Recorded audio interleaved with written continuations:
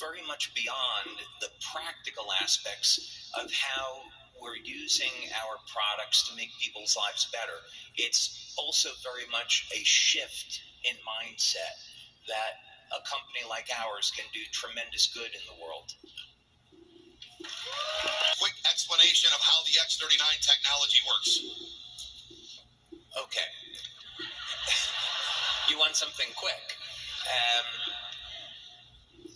First thing to understand about X39 LifeWave is that the master control system in the body is light, and it's the bioenergetic system. So this was first discovered, you could make an argument for around the late 1960s by Robert Becker, that it's the electromagnetic fields of the body that control the biochemistry.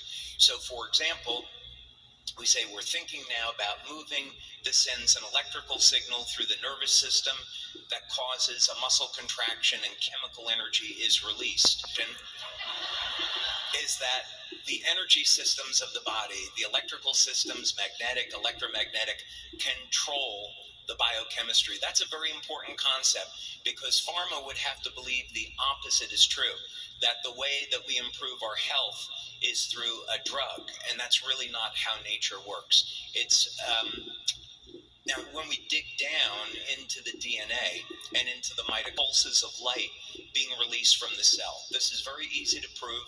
You take cells, you put them in a room that's completely dark, use this device called a photomultiplier tube, and you see laser light pulses of light coming off of the cells. And these very specific wavelengths of light will trigger biochemical reactions. I go out in the sun here in Florida, and light will give us a suntan.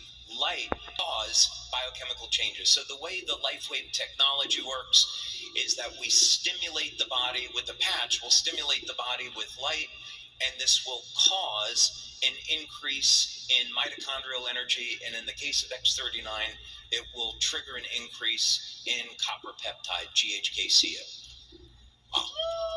No ingredients. They're construction materials.